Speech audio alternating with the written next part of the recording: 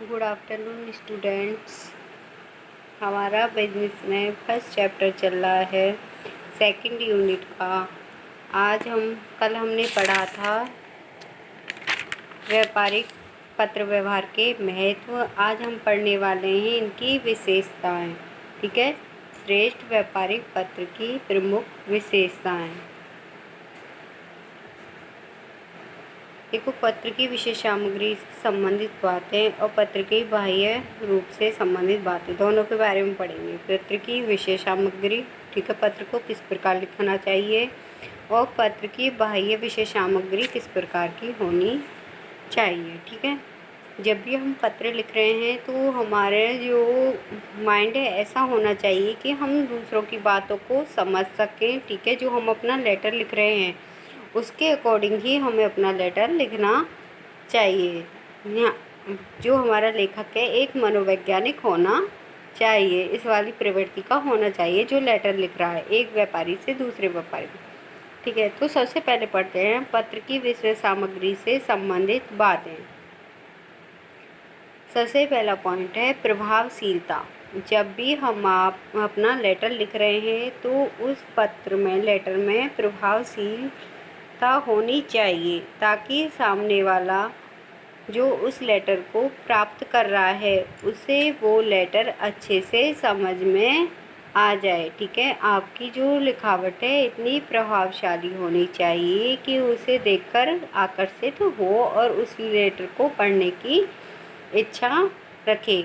अगर आपका लेटर ही प्रभावशाली नहीं है, आपकी राइटिंग गंदी है, तो जो व्यापारी है ये सोचता बाद में पढ़ लेंगे। अगर आपका लेटर प्रभावशाली होगा तो वो अच्छे से समझ में भी आएगा। ठीक है, सेकंड आपकी विनम्रता।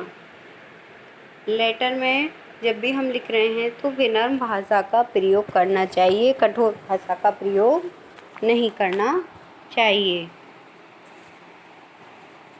अगर हमारी भाषा विनम्र होती है तो हमें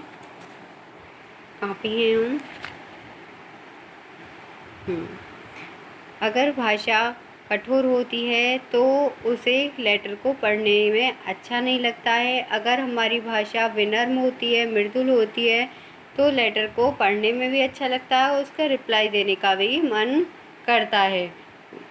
पत्र में क्षमा, कृपया, धन्यवाद आदि शब्दों का आवश्यकतानुसार प्रयोग करना चाहिए, लेकिन ऐसा ही नहीं कि आप मतलब कि आपको ऐसा लग जाए हमारे जो स्वाभिमान है वो ही छूट रहा है, तो इस प्रकार की भी विनम्र भाषा का प्रयोग नहीं करना चाहिए।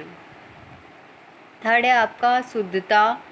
पत्र लिखते समय जहाँ तक संभव हो सके शुद्ध शब्दों का ही प्रयोग करना चाहिए। मतलब कि जो शब्द हों वो शुद्ध होने चाहिए, बार बार ओवर राइटिंग नहीं होनी चाहिए, और आपके लेटर में अशुद्धियाँ नहीं रहनी चाहिए। धनराशि को अंकों एवं शब्दों में दोनों प्रकार से लिख देना चाहिए। ठीक है, जिस प्रकार जो हमारे पत्र हैं कहते हैं, ऑर्नर ने कहा है, जिस प्रकार एक सज्जन व्यक्ति के लिए सदाचार की आवश्यकता होती है, ठीक उसी प्रकार एक व्यापारी के लिए पत्र व्यवहार में शुद्धता होना अनिवार्य है। ठीक है, नेक्स्ट आपका स्पष्टता। पत्र व्यवहार में स्पष्टता होनी चाहिए। उसकी जो वाक्य शैली है वो सरल होनी चाहिए तो और स्पष्ट होनी चाहिए, ताकि वो अच्छे से समझ में आ सके। ऐसा नहीं है एक ही बात को कई बार घुमा फिरा कर कह रहे हो। ठीक है, इससे ना तो लेटर समझ में आता है, ऊपर से लंबा और हो जाता है।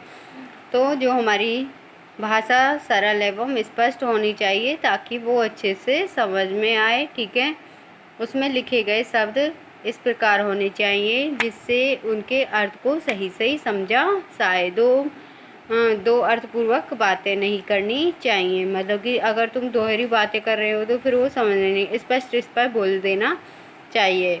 वो वाली ऐड नहीं है, हाँ कौन सी है, लिम्का नहीं है शायद, हाँ स्प्राइट, नो बकवास सीधी बात। उसी प्रकार से जो लेटर है वो स्पष्ट होना चाहिए, स्पष्ट बातें लिखी होनी चाहिए उसमें, घुमा फिरा कर बात नहीं होनी चाहिए। फिफ्थ है आपका पूर्णता। पत्र में पूर्णता होनी चाहिए, अधूरा नहीं रहना चाहिए। ठीक है, पूर्णता का मतलब ये नहीं है कि मतलब कि आपने बीच बीच का लिख दिया, आधा छूट गया। तो इस प्रकार से जो हमारी लेटर है वो पूर्ण होना चाहिए, केवल आवश्यक बातें ही उसमें लिखी होनी चाहिए, जिससे कि समय भी कम नष्ट हो और व्यय भी कम नष्ट हो।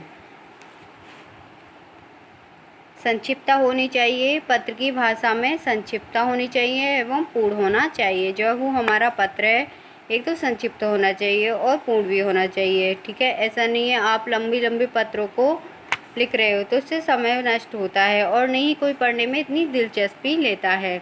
अगर आपका लेटर संक्षिप्त लिखा हुआ है लेकिन वो पूर्ण है, ठीक है, तो उसे पढ़ने में जो दूसरा व्यापारी है इंटरेस्ट भी लेगा, क्योंकि उसका कम समय नष्ट होगा और उसमें एक दूसरे से निकटता भी बढ़ेगी। अगर आपका पत्र स्पष्ट लिखा है, संक्षिप्त है, ठीक है, पूर्ण है।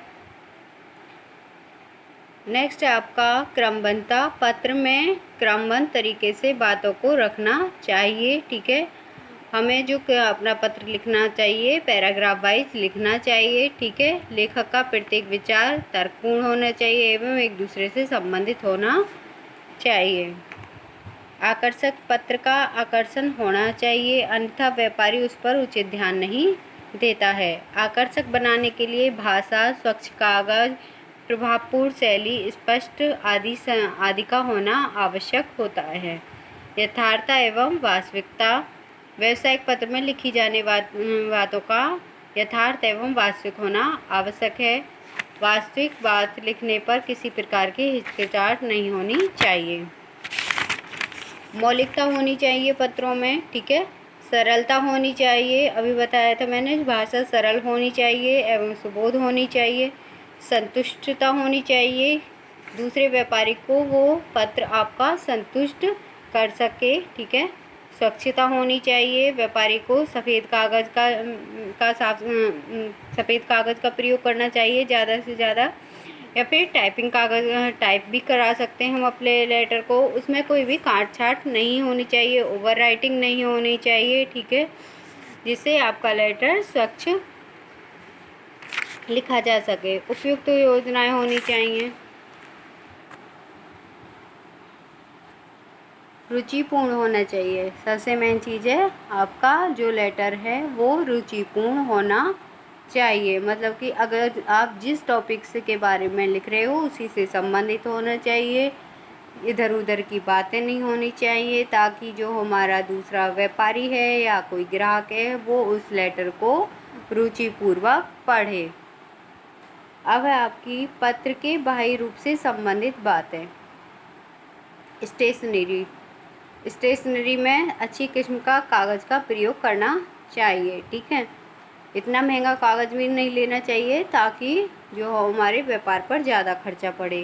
कागज़ का रंग सफ़ेद वैसे ज़्यादा अच्छा लगता है, लेकिन किसी और कलर का भी चल जाता है। आपका पीला भी होता है, नीला भी होता है, स्काई ब्लू। ठीक है, लेकिन जो आप कागज़ ले रहे हो वो पेंसिल्स की राइटिंग से, जैसी आपकी पेंसिल है, जैसे रेड कलर का तो आप लेटर लिख रहे हो, रेड ही आपकी पेन है, तो उसमें वो राइटिंग मिल जाती है, दिखती नहीं है। तो जो आपका कागज़ का कलर है उससे डिफरेंस होना चाहिए आपकी साइज से। कागज़ का आकार पत्र के जितना आप पत्र लिख रहे हो, लेटर लिख रहे हो, उसके अकॉर्डिंग ही होनी चाहिए। ठीक है, कागज़ का साइज छोटा या बड़ा या माध्यम रखा जा सकता है। पत्र को हाथ से लिखा भी जा सकता है, टाइप करके भी लिखा जा सकता है। पत्रों में दोनों ओर हाशिया छोड़ना ज़रूरी होता है, मतलब कि गैप। ठीक है, ताकि हम जो पत्र को मोड़ सकें वहाँ पर आपकी लिखाई न दब जाए, तो इस वजह से उसमें हाशिया छोड़ना पड़ता है, मतलब कि गैप छोड़ना पड़ता है, ऊपर नीचे भी उसे कोरा छोड़ना पड़ता है। कहाँ थे हम? हाँ, और लिफाफे लिफाफा हो वो पारदर्शी होना चाहिए। लिफाफे पर आवश्यकता अनुसार गोपनीय स्पीड पोस्ट, पंजीकृत, अति आवश्यक, हवाई डाक, इस तरीके से ये शब्द लिख देने चाहिए। लिफाफे के नीचे और बाएं कोने पर पत्र भेजने वाले का नाम व पता भी लिखा होना चाहिए ताकि लेटर वहाँ पर पहुँच जाए। लिफाफे पर पत्र पाने वाले का नाम भी और पूरा पता भी स्पष्ट अक्षरों में लिखा होना चाहिए। नेक्स्ट आपका टिकट लगाना। यदि पत्र शहर से बाहर भेजना होता है तो उसके ऊपर वजन के अनुसार टिकट लगाया जाता है।